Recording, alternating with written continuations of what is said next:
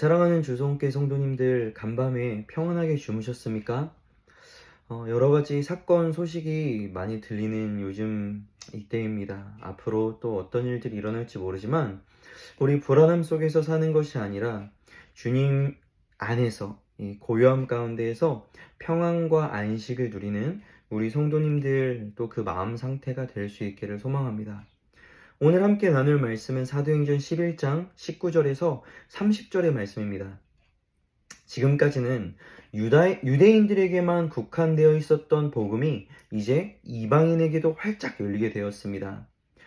한 사람, 한 가정이 아니라 이제는 한 지역을 변화시키는 놀라운 은혜가 일어나고 있었죠. 오늘은 특별히 안디옥이라는 지역에 전해진 이 복음의 역사들을 함께 나누려고 합니다.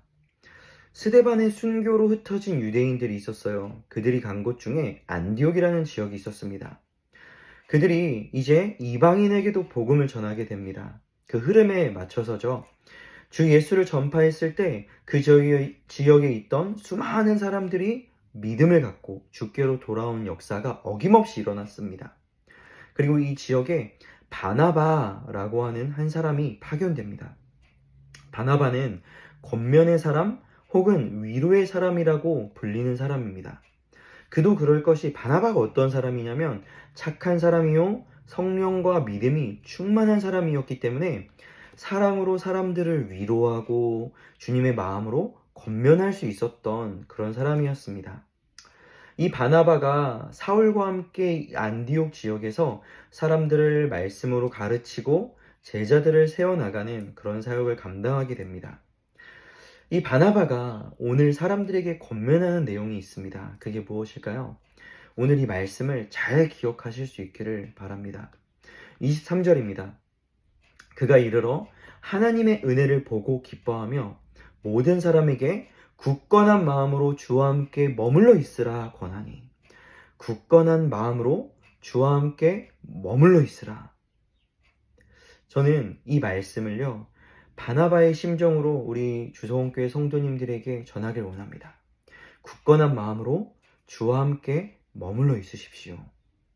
이 권면을 헬라어로 하면요, 계속해서 마음을 주님께로 향하고 있으라 라는 그런 의미가 됩니다. 왜 이 말씀을 이 안디옥 개종자들에게 전했을까요? 이제 막 복음을 받아들였습니다. 그 복음의 감격 속에서 살게 된 이 안디옥의 신앙인들에게 전하는 이 메시지. 신앙이라는 것은 단순히 감격, 이례적인 감격으로 끝나는 것이 아니라는 것을 분명하게 말하고 있는 것입니다.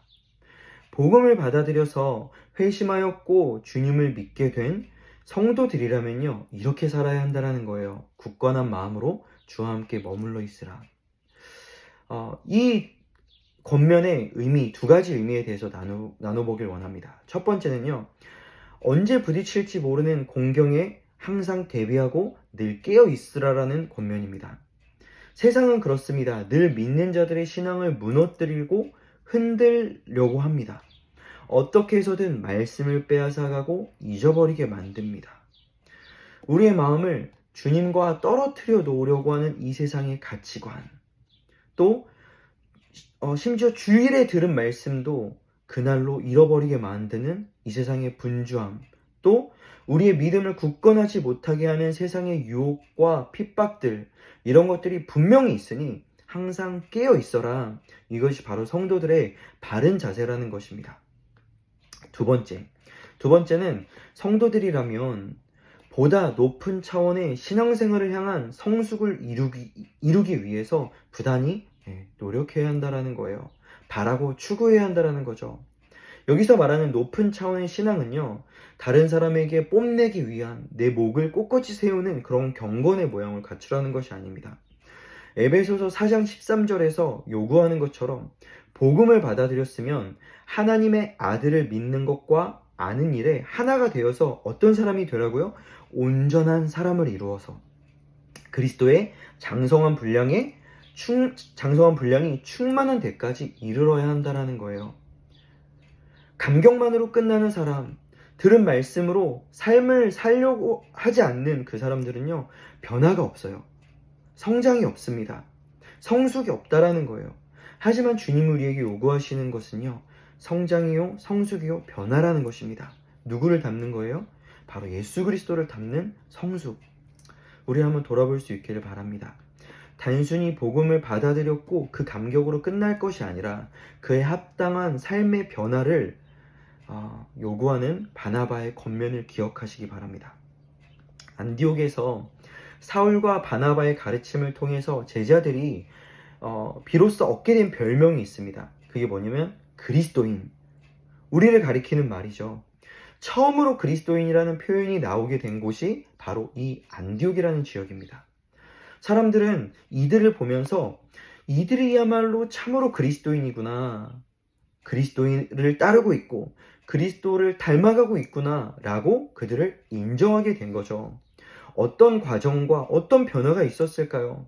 이들은 사울과 바나바를 통하여서 말씀을 들었습니다. 그 들은 말씀을 좋다 라고 끝내버린 것이 아니라 말씀을 삶에서 살아내고 계속해서 주님을 바라보고 말씀으로 여러 환난과 고통과 핍박들을 이겨내고 또 그 안에서 주님을 저절로 닮아가는 삶의 변화가 그들 안에 있었고, 그것을 그들 자신이 안 것을 넘어서서 주변 사람들이 그들의 모습을 보면서 이들 정말 그리스도인이라 라고 인정하게 된 것이라고 저는 믿습니다. 이 바나바의 권면을 성도님들 오늘 특별히 기억하시길 바랍니다. 굳건한 마음으로 주와 함께 머물러 있으라.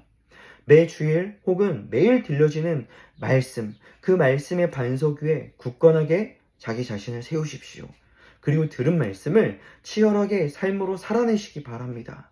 순종을 요구하시는 주님의 그 마음, 그 음성에 순종함으로 반응하고 살아갈 때 우리는 저절로 주님을 조금씩 닮아가는 그리스도인으로서 부족함이 없는 저와 우리 주성교회 성도님들이 되실 줄로 믿습니다. 굳건한 마음으로 주님과 함께 머무르시는 오늘 하루 승리하루가 되실 줄 믿음으로 그렇게 기도하면서 오늘 응원하고 기도하겠습니다. 힘내시기 바랍니다.